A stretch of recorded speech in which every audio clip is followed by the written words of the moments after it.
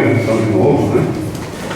Vamos começar, eu tentarei ser breve. Nosso tema, então, é sobre o estatuto epistemológico da filosofia. Mas a pergunta que nos foi colocada pelo Pet, a quem eu agradeço pelo convite, pela oportunidade de falar, foi basicamente como discutir se a filosofia é uma ciência, ou talvez qual é a relação da filosofia com as demais ciências. O meu argumento vai ser bem curto e grosso, eu justamente partir desse contraste entre filosofia e ciência, para que depois o Sr. Marcelo, o Sr. Manuel exponham os seus pontos de vista, que eu espero sejam diferentes, para que a gente possa ter um debate, né?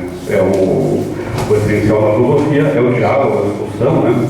Vocês normalmente vêm sempre em sala de aula falando para vocês um monólogo, né?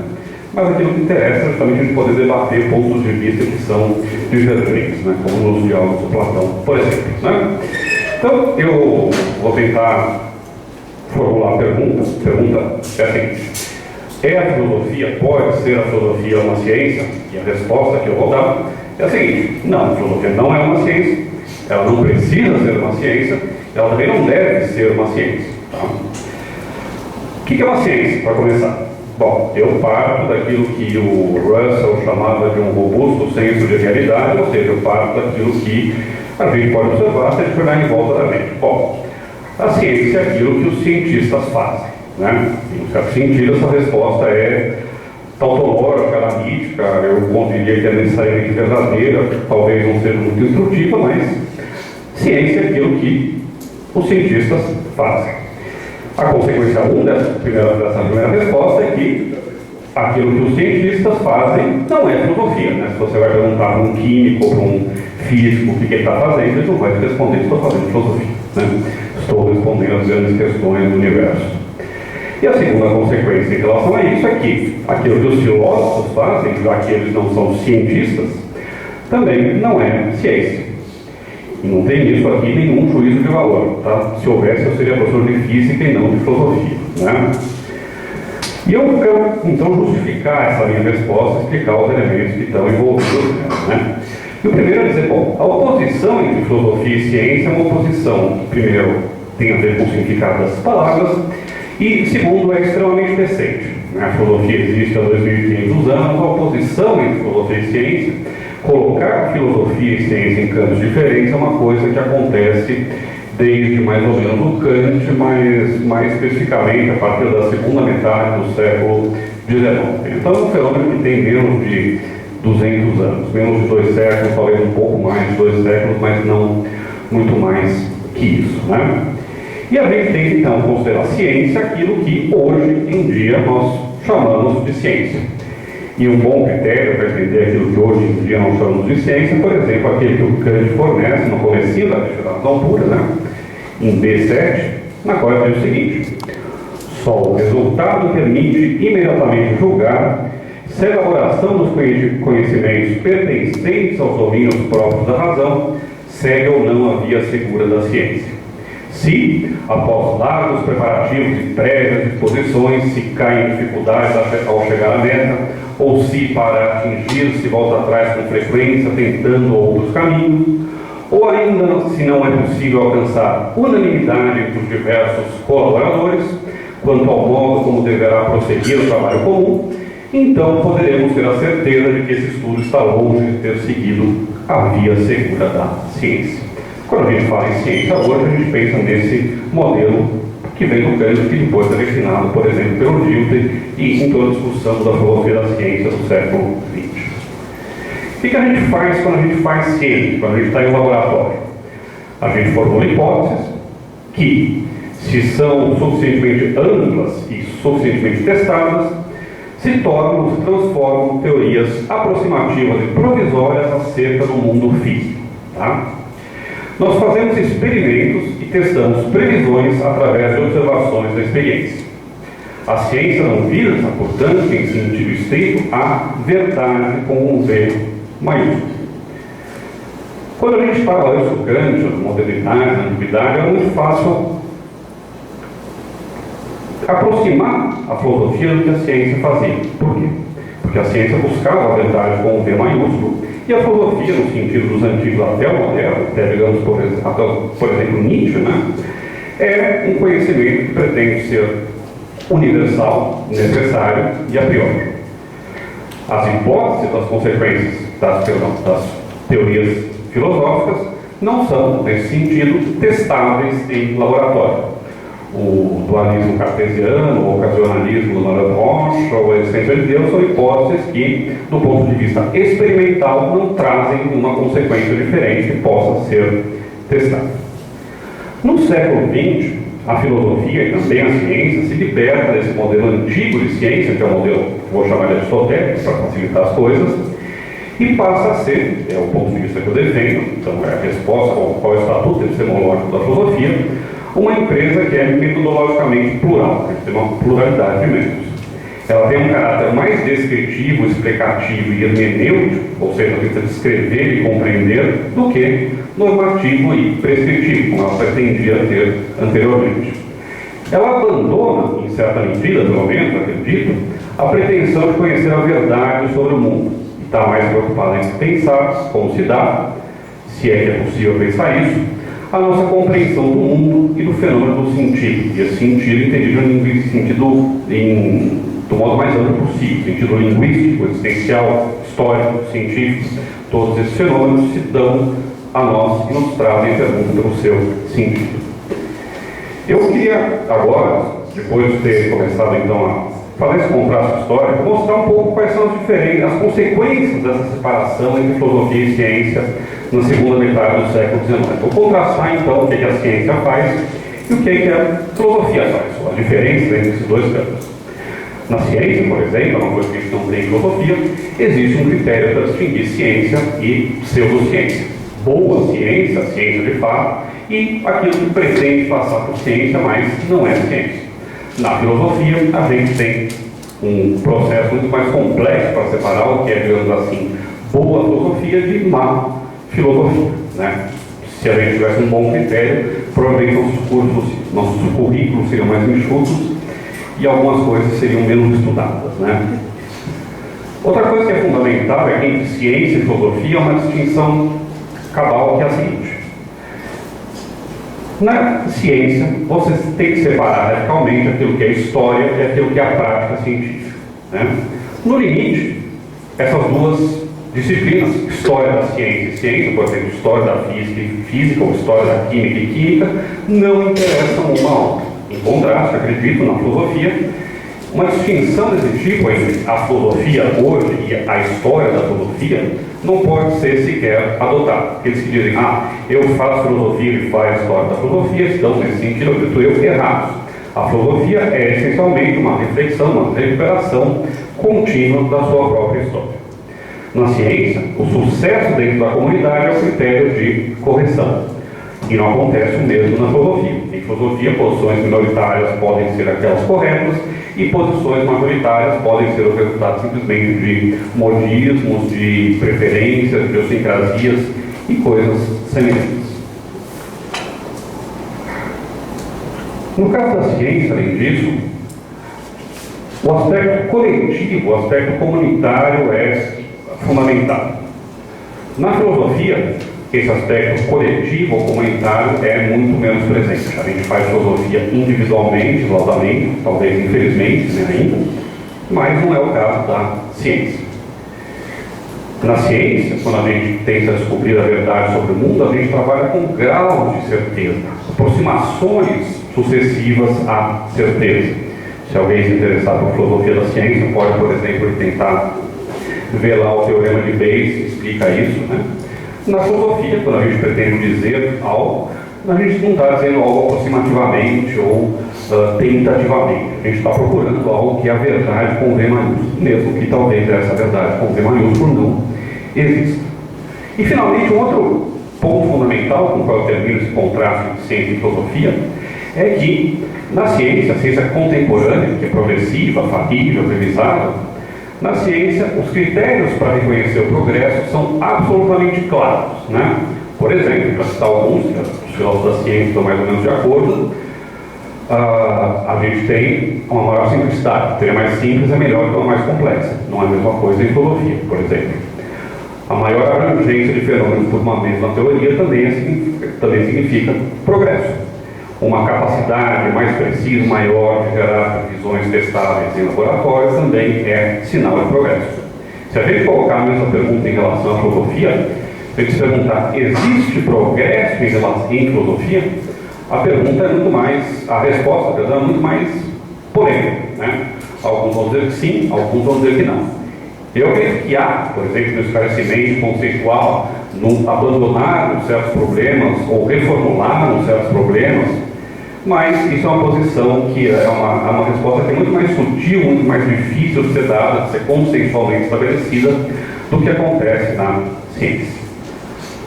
Um outro ponto, agora passando um pouco a uma consideração de novo histórica, um outro ponto importante é sempre a gente pensar também, quando a gente fala em ciências, hoje a gente fala basicamente de campos de conhecimento que se formaram pela separação progressiva em relação à filosofia.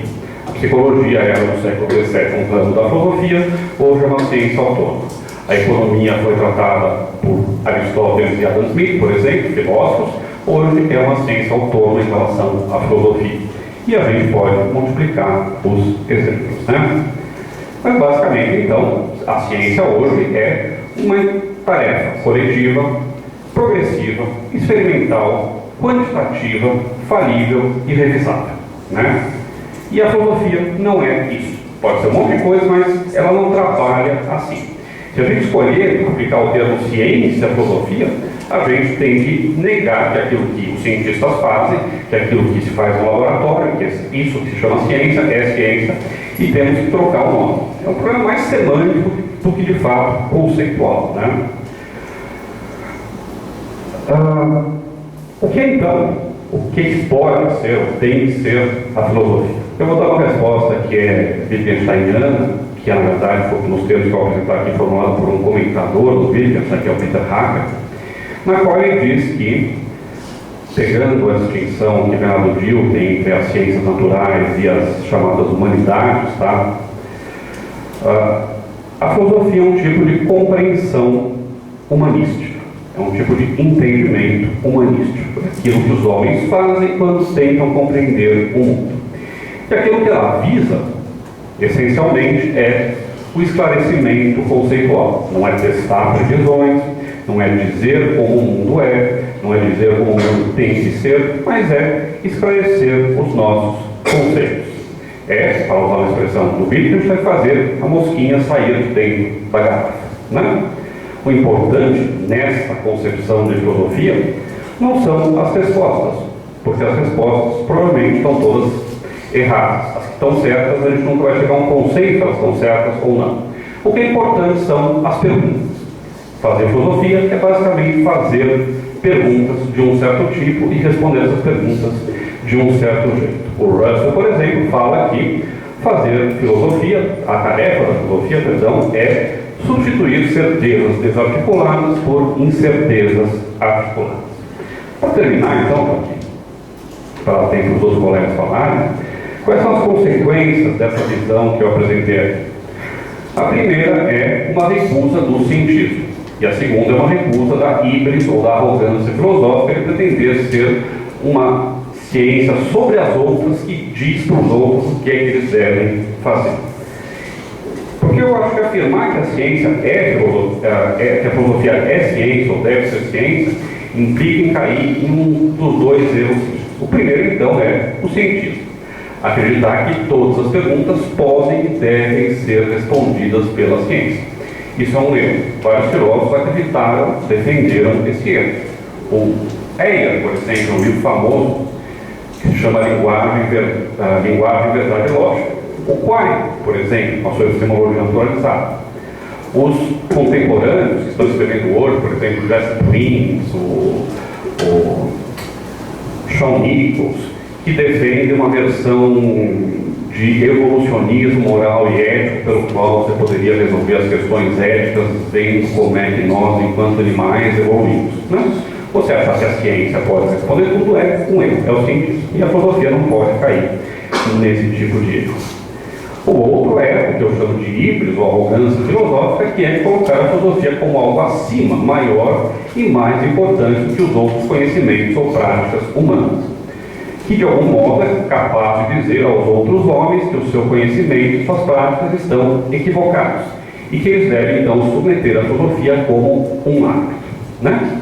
Esse tipo de erro consiste em acreditar, então, que a filosofia pode ser um critério superior de verdade que subsume as ciências e as práticas sob a sua égide normativa, né?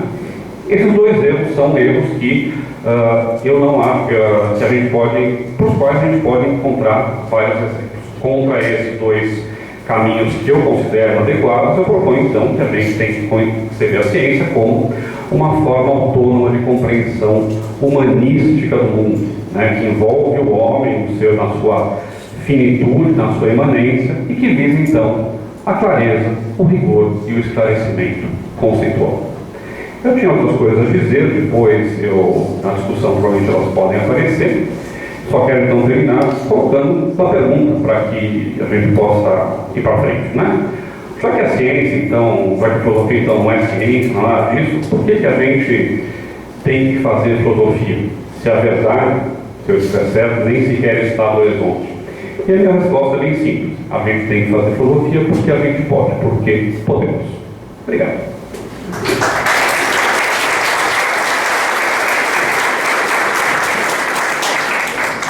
Bem, eu fiz a fala pensando mais no pessoal do primeiro ano, então não vou tentar defender nenhuma tese, nenhum ponto de vista, é mais uma apresentação, é mais uma descrição do que seria hoje um dos modos de fazer filosofia, um dos modos de filosofar, que é um modo um pouco novo porque no Brasil ainda é pouco discutido, pouco usado, e novo também porque surgiu um pouco mais de 20 anos. Que na filosofia é um tempo muito curto. Vou falar hoje daquilo que atualmente se caracteriza como filosofia pós-moderna, e como todas as classificações na filosofia geralmente são rejeitadas pelos filósofos que fazem parte. Geralmente é o que? É simplesmente uma classificação de tudo aquilo que é feito atualmente na filosofia, mas simplesmente procura dar uma homogeneização de todos os autores, e é claro que eles acabam rejeitando, porque uma dessas correntes dentro dessa filosofia pós-moderna, que é a filosofia da diferença, justamente rejeita qualquer possibilidade de homogeneização do pensamento. Tá, mas o que a gente poderia entender, por exemplo, por pós-moderno? Pós-moderno é um termo muito polivalente, né? A gente vai encontrar inúmeros textos discutindo o que é a pós-modernidade, se realmente estamos na pós-modernidade, né? O Lipovetsky vai falar de hipermodernismo e assim por diante. E eu queria apenas ressaltar duas características que o Lyotard vai expressar muito na obra dele. A primeira, quando a gente usa o termo pós-moderno, a gente está se referindo a uma forma de pensamento que simplesmente já não pode mais assumir a pretensão da razão de dar uma resposta totalizadora e absoluta sobre o conhecimento, sobre a vida, sobre a história, sobre qualquer forma de experiência humana. E a segunda, a recusa de qualquer dualismo na filosofia, seja do único do múltiplo, seja do verdadeiro e do falso, seja da natureza do homem, seja do dentro do fora, do finito, do infinito, do centro e do limite. Por que há essa recusa? Porque todo dualismo sempre vai pressupor uma ideia de transcendência. E o problema da transcendência é que você sempre vai subjugar um termo ao outro. Então o verdadeiro sempre vai ser preferível ao falso, o centro sempre vai ser preferível aos limites, o infinito sempre vai ser preferível à finitude e assim por diante. O Deleuze usa a expressão tirar isso que é subjugado do seu estado de maldição. E o que isso tem a ver, no caso, com o problema do conhecimento, com o estatuto epistemológico da filosofia? Basicamente porque não se trata mais de pensar o conhecimento verdadeiro ou a própria verdade. Nem simplesmente as condições da verdade, nem seus limites, nem sua possibilidade. O que eles tentam fazer, então? Basicamente modificar essa ideia de próprio centro e limite, modificar esses próprios dualismos. O Derrida vai usar a expressão, não há mais envoltura. Por que não há mais envoltura? Porque o próprio centro, aquilo que seria a verdade, aquilo que estaria de mais importante, ele é atravessado por todos os seus limites. Um exemplo básico, A verdade da população não se trata de uma essência, não é a essência da população, mas aonde ela está mudando. É sempre essa mudança, essa passagem, é sempre essa ideia de não ter limites, mas simplesmente processos que se atravessam sobre si mesmos. E qual que é a grande importância disso? Porque você já não tem mais essa subjugação. Né? O limite já não é mais visto como algo negativo, como algo que deveria ser superado, como algo que emperra o conhecimento, mas adquire uma positividade própria. E aí, no caso, o pós-pluralismo vai dizer, bom, então se não trata mais simplesmente de analisar o cerne, de analisar o centro, de analisar a verdade, os seus limites, suas fronteiras e tudo mais, né? O que a filosofia deveria tentar fazer? Se tudo é atravessado pelos limites, pelos processos, por tudo, enfim, o que há, a filosofia nada mais deveria fazer do que tentar rastrear os efeitos desses processos. O que significa isso? Não se trata simplesmente de buscar identidades, de buscar verdades, mas de procurar variações abertas, processos que estão constantemente mudando, processos que estão em constante multiplicação. Um exemplo bem claro, um exemplo clássico, na verdade. A gente sempre pensa, por exemplo, a vida através dos seus dois limites, o nascimento e a morte. A verdade da vida se encontra no seu cérebro. Os limites são intransponíveis, então eu não posso falar nem antes do nascimento, nem depois da morte. O que importa é isso que está no meio, e eu tento construir todo um sistema de verdade, de organização, através desse meio. O que o pós-pluralismo vai dizer? Vai dizer que não existem limites. Na verdade, o homem é constituído por inúmeros processos que atravessam isso que a gente julga de limites. Então, não são simplesmente o nascimento e a morte, mas toda uma continuidade que atravessa, que é uma continuidade genética, uma continuidade política, processos culturais, que estão além de qualquer limite que mesmo uma vida possa estabelecer. Para tentar dar um exemplo mais concreto de por que isso é filosofia e o que isso muda no paradigma filosófico atual, como ele pode dizer que isso é fazer filosofia, eu vou tentar expor mais ou menos como que o Deleuze pensa essa forma nova de fazer filosofia, como que ele propõe, e também é uma descrição muito sumária, eu não vou, é uma descrição do próprio Deleuze, não é nenhuma tese minha, mas eu não sei se vocês sabem, mas o Foucault, que também é um filósofo contemporâneo, disse que um dia talvez o século fosse deleuziano. E ele afirmou isso porque em 68 o Deleuze acaba publicando duas grandes obras, Spinoza e o Problema da Expressão e Diferença e Repetição. Em 69 ele publica Lógica do Sentido, 3 anos depois o primeiro volume de Capitalismo e Esquizofrenia, o Antiético, e 10 anos depois ele acaba publicando, então, os 1000 Platôs, que seria o segundo volume do Capitalismo e Esquizofrenia. E em 1991, ele publica, então, o livro que eu vou trabalhar hoje com vocês, muito basicamente, O que é Filosofia? Que não é um livro didático que explica o que é filosofia, não é um livro pedagógico, um livro de apresentação, é um livro de filosofia que pensa a filosofia. É de 91, é um livro muito recente, mas o Deleuze, então, o Foucault acaba fazendo essa afirmação, porque o impacto do pensamento do Deleuze, a proposta dele foi tão forte, que diferença e repetição acabou sendo equiparada até esse tempo e aos tratados pela novidade que trazia na forma de filosofar. Eu vou ler o início da obra, que eu acho que é uma passagem muito bonita para a gente que está começando a fazer filosofia, para a gente que já está fazendo filosofia. Eu acho que coloca de uma maneira bem bonita o status da reflexão. Talvez só possamos colocar a questão o que é filosofia tardiamente, quando chega a velhice e a hora de falar concretamente. De fato, a bibliografia é muito magra. Essa é uma questão que enfrentamos numa agitação discreta, à meia-noite, quando nada mais resta a perguntar. Antigamente nós a formulávamos, não deixávamos de formulá-la, mas de maneira muito indireta ou oblíqua, demasiadamente artificial, abstrata demais. Expunhamos a questão, mas dominando-a pela rama, sem deixar-nos engolir por ela. Não estávamos suficientemente sóbrios. Tínhamos muita vontade de fazer filosofia. Não nos perguntávamos o que ela era, salvo por exercício de estilo. não tínhamos atingido este ponto de não estilo e que se pode, enfim, dizer: mas o que é isso que fiz toda a minha vida?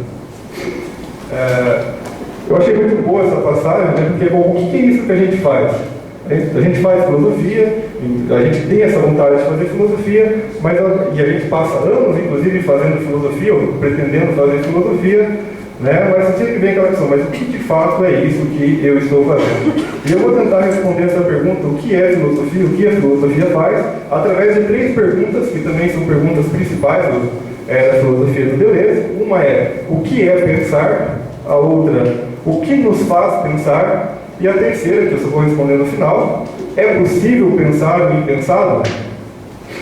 E quando o Deleuze começa então a fazer essa análise, como o que de fato é pensar, ele já começa colocando em xeque aquilo que ele vai chamar de imagem dogmática do pensamento. O que ele entende por imagem dogmática do pensamento?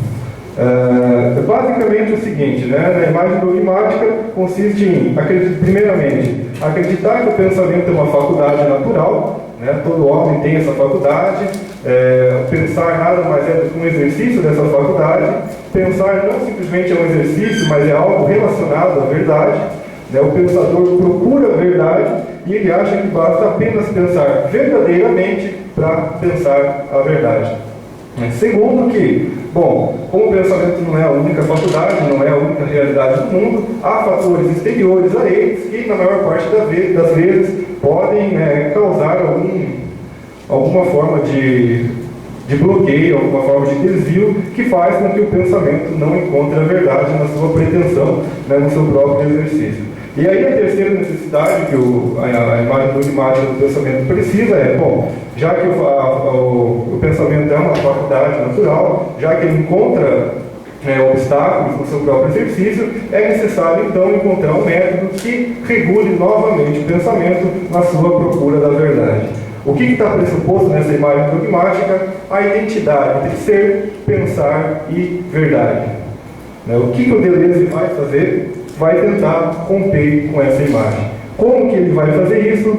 Primeiramente, destronando a filosofia do pensamento. A filosofia não é a única atividade que pensa, a filosofia não é, nem mesmo passa perto de ser a melhor forma de pensar.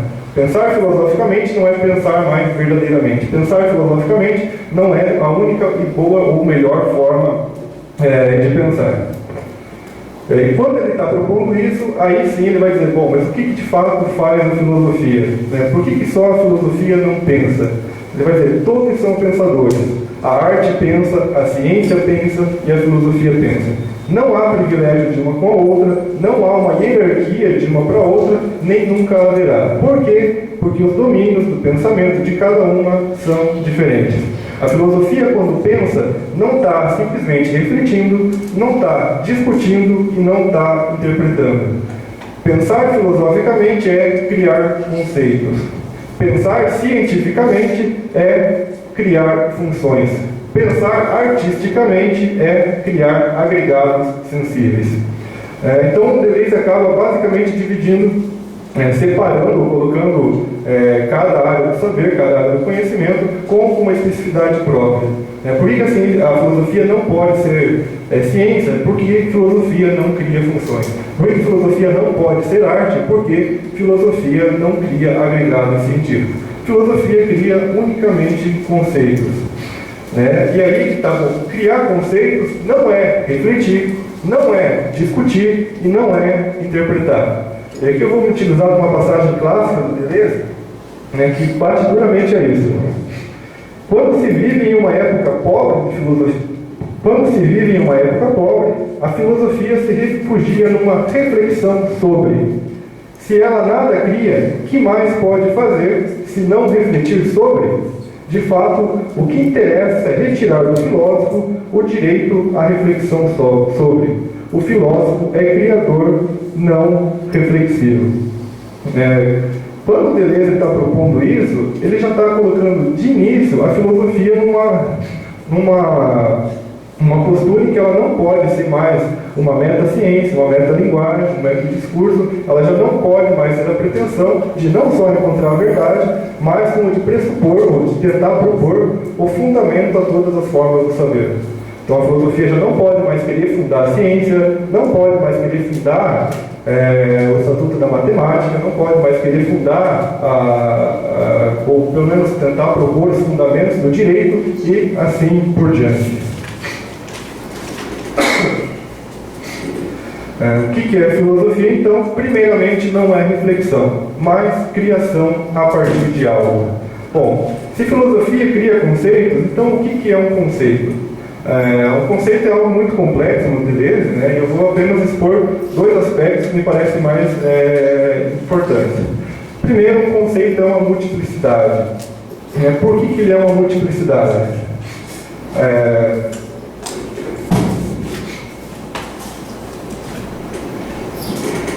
Veja, a gente está acostumado a achar que o conceito em filosofia ele faz apenas uma referência a um determinado objeto.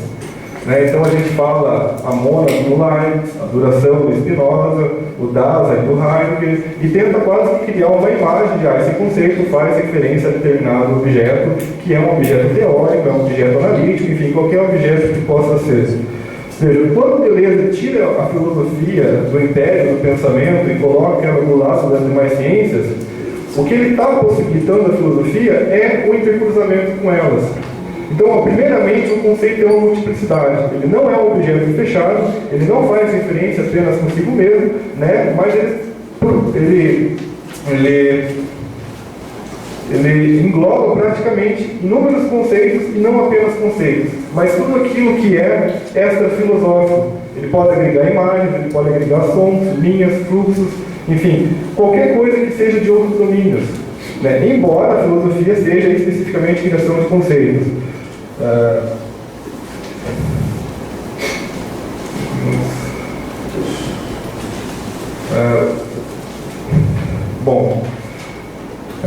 Outro aspecto que um outro aspecto importante, o conceito é singular. Mas se o conceito não é um objeto, por que ele é singular? Porque ele faz referência a um único problema. O código cartesiano tentava responder a um problema. O código kantiano tentava responder a outro problema. Da mesma forma, o código husserliano tentava responder a outra forma de problema. Não são reformulações, não são simplesmente progressos de desenvolvimento de conceitos, não são reflexões sobre, são simplesmente intercalações entre conceitos que visam responder a um problema específico. Por que não se trata simplesmente de repetir? Porque todo novo problema pressupõe um novo agenciamento de conceitos, pressupõe uma nova organização de multiplicidade. E aí é que tal? O Deleuze vai propor uma mudança. Não se trata mais de pensar a história da filosofia, mas uma geografia do pensamento. Por que geografia?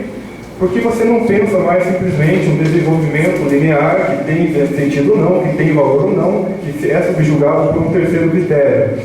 São simplesmente espaços, tipos que servem ou não de reorientação, de reordenamento, conforme um problema específico. E aí que está, mas a filosofia não é algo linear, a filosofia é algo antagônico. A partir do momento que você cria todo uma trama conceitual, todo um mapa conceitual, todo um desenvolvimento múltiplo do conceito, você não está simplesmente propondo novos conceitos, você também está criando todo um plano de imanência. Essa vai ser a palavra aqui que vai usar. O que é um plano de imanência? É todo remanejamento conceitual, um modo como a filosofia cria uma imagem do pensamento. Então, criar conceitos não é apenas criar palavras, não é criar, eu acho que amor é isso, como algumas pessoas acabam se utilizando no ensino médio, não. É traçar um plano conceitual que procura tentar resolver a determinados tipos de problemas. E aí ele pode agregar simplesmente ideias, fatos, elementos das outras áreas.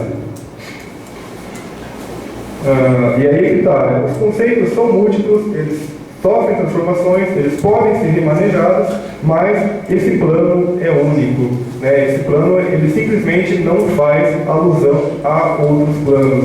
Os planos sempre são discordantes. O que ele está querendo dizer isso? Bom, a partir do momento que eu crio um plano de pensamento, uma imagem do pensamento, e tento resolver a determinada forma de problema, não há simplesmente discussão.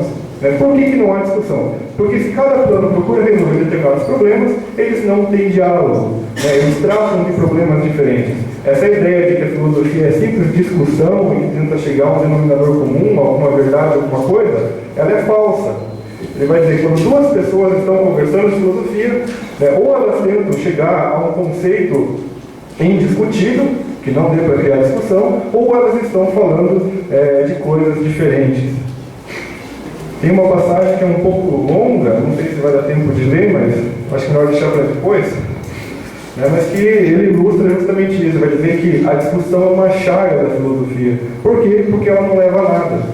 Se filosofia é criar conceitos, é traçar uma imagem do pensamento, e isso baseado num problema específico, então, se eles não discutem o mesmo problema, não tem por que eles discutirem. E discutir o mesmo problema é tentar criar, traçar um único plano, uma única imagem do pensamento.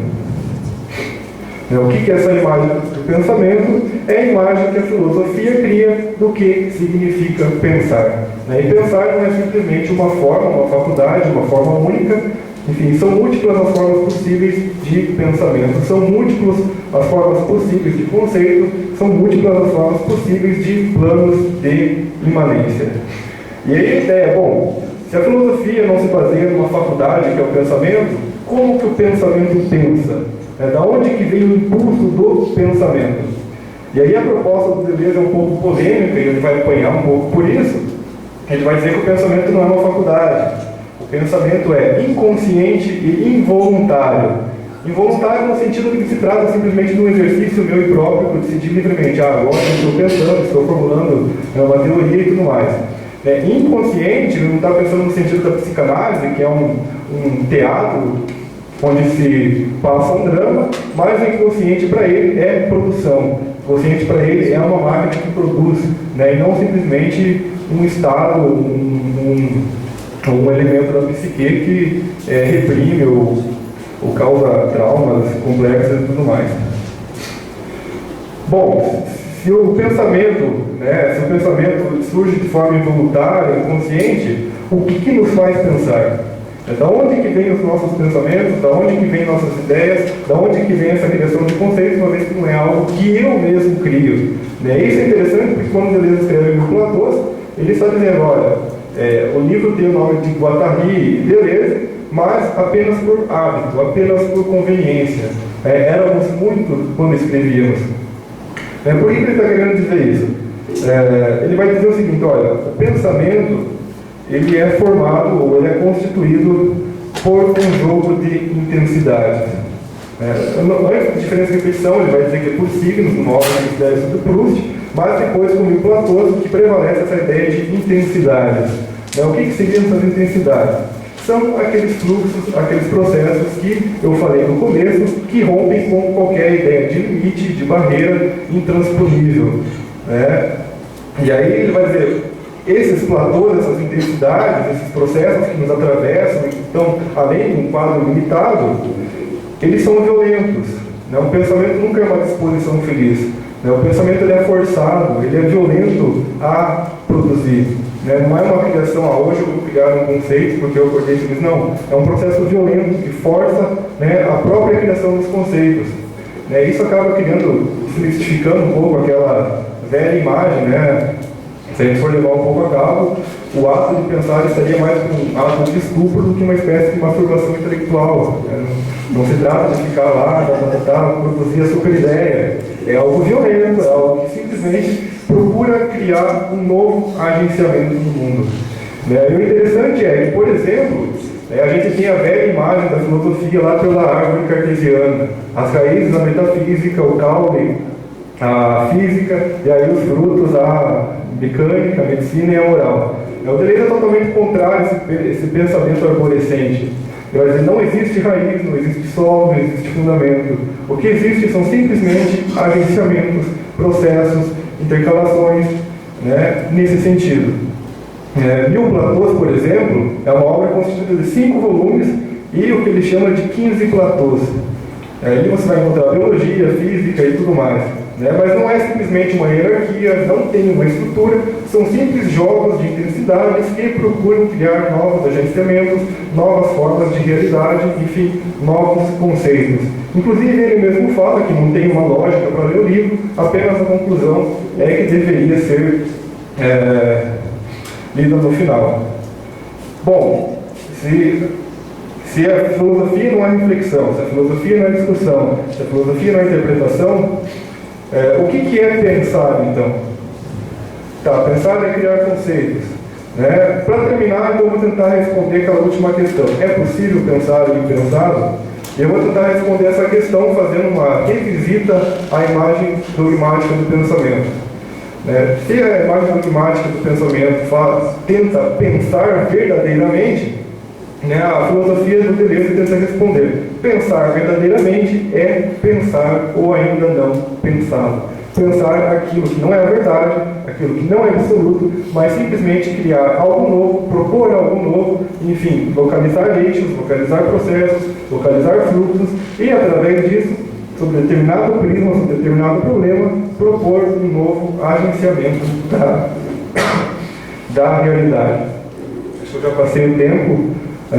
Então, passo a palavra para o Manuel, depois qualquer coisa eu posso retomar, né, e ler algumas coisas para ficar mais claro. Obrigado.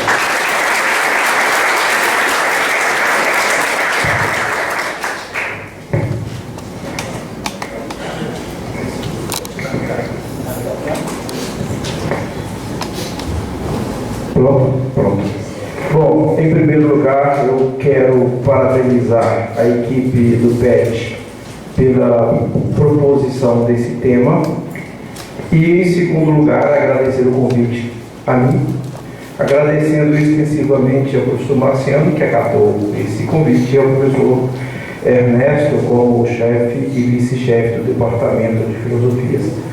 Há que lembrar que a aula inaugural é uma promoção do Departamento de Filosofia e, portanto, uma atividade planejada pela chefia e vice-chefia do departamento. Talvez o PET tenha pensado numa batalha de gigantes aqui em torno da filosofia. E eu falei para um, para outro, instiguei alguns em sala de aula, mas hoje eu disse, quando chegava, que talvez meu público se decepcionasse com o que ia ouvir de mim, não do Marcelo ou do Ernesto. Na verdade, o Marcelo foi uma grata surpresa, ele apresenta aqui o Deleuze, e eu até diria que o que o Marcelo falou e que o Ernesto falou são temas muito bem-vindos para uma reflexão crítica acerca da filosofia e que de modo algum obsta o que eu vou falar ou que se opõe ao que eu vou falar, embora no interior disso talvez não haja uma batalha de gigantes, mas há um conflito que para o pensamento é interessante, senão eu não penso em pensar. Porém, acredito que a minha posição seja um pouquinho mais difícil de ser apresentada, sobretudo em função do que o Ernesto disse, mais do que o Marcelo disse, e em função do tempo. 20 minutos talvez não seja suficiente para que eu possa apresentar. Então, assumindo a imagem do filósofo antigo, não tenho medo de assumir essa imagem, e não considero tradicional, considero clássica, eu não quero dar um pulo da planície ou do plano até o cume da montanha. De modo que eu não vou responder à questão proposta pelo PET, pelo menos de imediato. Vou assumir, como disse, a imagem do filósofo antigo e vou contornar a montanha, fazendo voltas e voltas até, se possível, chegar lá em cima. Como o tempo é curto e a montanha é muito alta, eu farei um resumo da minha posição e eu fiz isso hoje, na verdade, e deu um título que talvez fosse um título, não quer ser de modo algum um título espalhafatoso e muito menos um título que vai impressionar. Mas talvez é um título que caiba aquilo que eu pretendo dizer aqui. Brevíssimo, porque são só 2 páginas, discurso sobre o Estatuto Epistemológico da Filosofia.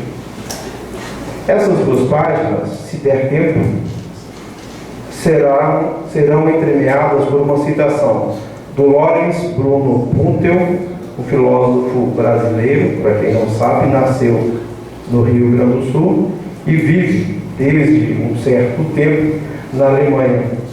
E hoje tem sido um dos filósofos mais badalados, seja da filosofia continental europeia, seja dos Estados Unidos, em relação à sua tentativa de retomar a filosofia como um discurso sistemático.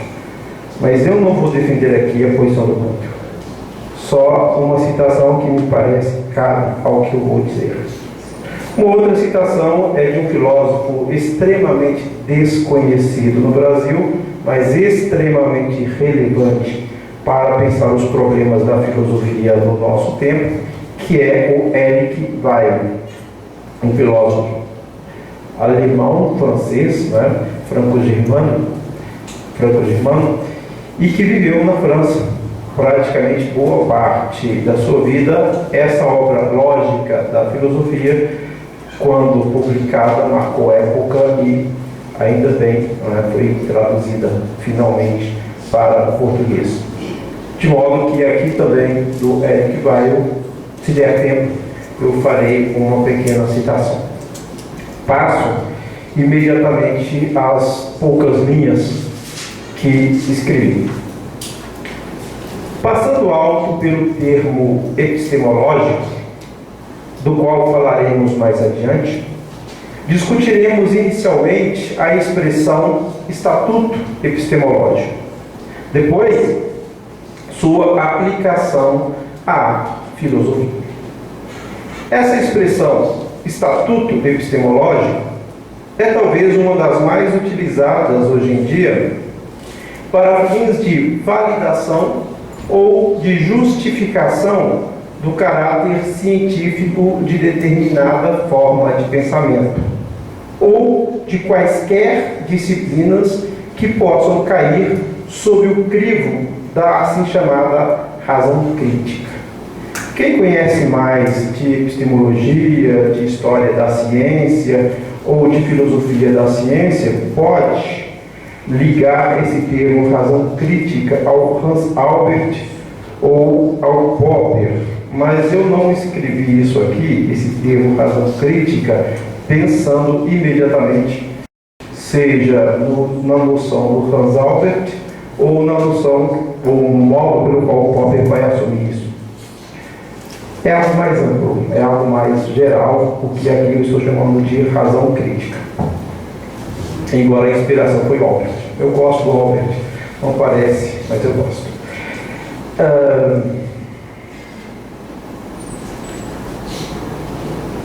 Porém, tal expressão, estatuto epistemológico, pode significar desde o uso, o hábito ou o costume em relação a alguma coisa sob o âmbito do que se reconhece por científico, assim como o status ou a condição de algo que se encontre nos limites do discurso da ciência e, neste caso, sob os critérios do discurso sobre a ciência, nesse caso da epistemologia ou da filosofia da ciência, até o estabelecimento rigoroso dos princípios, das regras e das normas que regem ou disciplinam as atividades ou as práticas que se reivindicam científicas. Atribui-se à filosofia a tarefa de uma descrição, de uma crítica ou de uma explicitação do estatuto epistemológico das disciplinas assim concebidas e nas quais o mesmo, o estatuto epistemológico, esteja em questão. O problema é que, sobretudo, a partir de meados do século XX, o Dr. Ernesto lembrou meados, um pouco depois de meados do século XIX, de fato, porém, a partir de meados do século XX, esse problema se tornou um tanto quanto complexo, sem volta, basicamente. A filosofia mesma foi posta em questão, no que diz respeito ao seu próprio estatuto epistemológico. Isso, no entanto, em função do rápido e impressionante desenvolvimento das ciências naturais, também das ditas ciências humanas, mas aqui eu estou me referindo, junto com um filósofo também contemporâneo, vivo, chamado Victorio Huxley, especificando esse rápido e impressionante desenvolvimento das ciências naturais. Com o seu extremo grau de especialização e de intervenção na vida cotidiana de todos nós, chegando a se tornar a forma de consciência dominante do tempo presente. O que no dizer de Victorio Huxley, do qual eu já falei, submeteu a filosofia, aqui a filosofia tradicionalmente concebida, a uma de suas maiores humilhações. Mas não, e nem só a filosofia tradicionalmente concebidas. As diversas tentativas de sair disso, do outro vocês já ouviram, mas há outras, há muitas tentativas de sair disso daqui. Seja por ter se tornado quase impossível abarcar pela compreensão, pelo conhecimento, em seu conjunto, os progressos das ciências naturais, seja pela aparente estagnação da própria filosofia, que assim se voltou cada vez mais para a sua história, preocupada cada vez mais com sua própria crise. Nesse ponto, eu vou fazer uma pequena citação do Lawrence Puntel a respeito de duas dificuldades que se abrem, então, para aquele que pretende fazer filosofia, não tradicionalmente ou não pós-tradicionalmente, não, filosofia. Isso está na página 11 desse livro intitulado Em Busca do Objeto e do Estatuto Teórico da Filosofia. É um texto recente, bastante recente. Ele foi publicado pela Unicinos, tem que ver a data disso, em 2010, e na Alemanha ele surgiu em 2007. Então ainda está fresco, está quente, coloca a mão e queima. Tem outros mais recentes ainda, mas esses aí são mais complicados do que esse aqui, e eu estou trabalhando no 4º ano. Se alguém quiser ver esses mais novos, à tarde, um dia ou outro eu vou falar disso. Citação do Puntel. O intento de desenvolver uma posição filosófica própria confronta o filósofo da atualidade com duas grandes dificuldades. Por um lado, a imensa complexidade da história dessa disciplina e, por outro, a complexidade pura e simplesmente imprevisível das posições e correntes que atualmente se dizem filosóficas. Essas dificuldades parecem multiplicar-se infinitamente quando o filósofo estende esse seu intento à totalidade da filosofia, visando formular uma concepção de cunho sistemático compreensivo. Não obstante, o filósofo da atualidade precisa encontrar o ânimo necessário.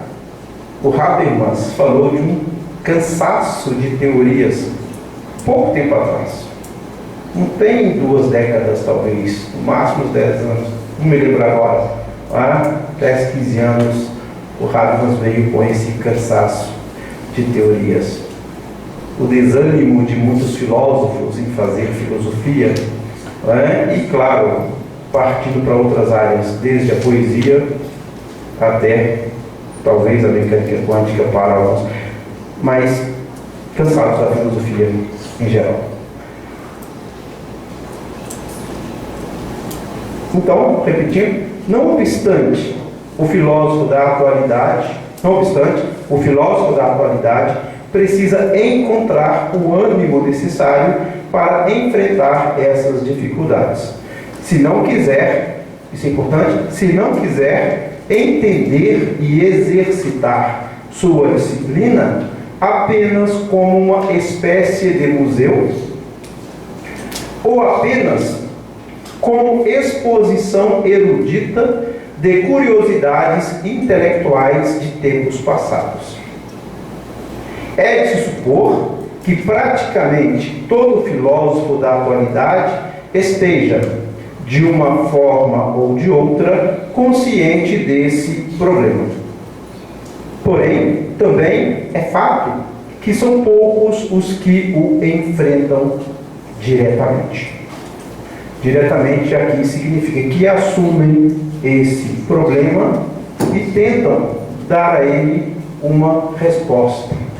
Ou, se não tentam dar uma resposta, tentam assumi-lo na sua prática científica ou filosófica, o que o valha.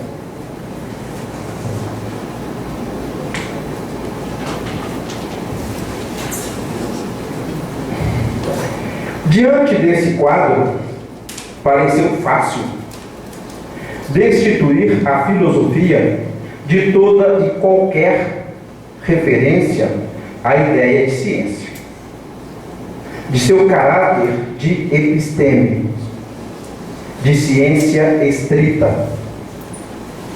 O que, se por um lado a preservara dos positivismos de diversos tipos e matizes próprios do mero cientificismo, transformando-a, no entanto, em terapia, ou algo que o valha, por outro, a reduzira ou a disciplina filosófica particular chamada História da Filosofia, ou, perdão para alguns, ou aos existencialismos e desconstrucionismos os mais exasperados.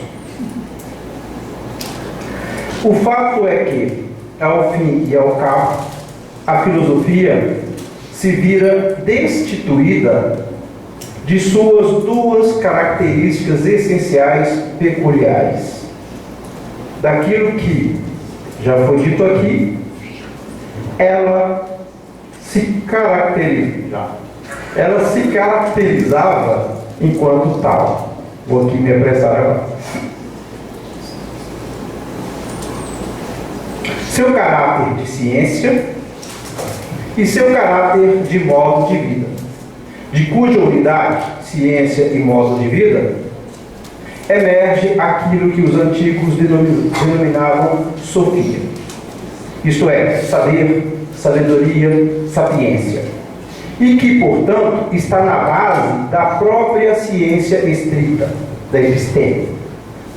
Essa é entendida como qualidade do saber, como o que se destaca no saber e o qualifica ou o determina como tal.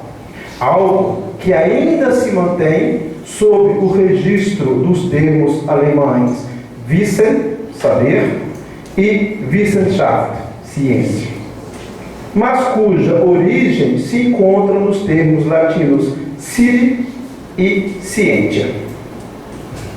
No entanto, se agora nos voltarmos para o termo filosofia, uma dificuldade persiste.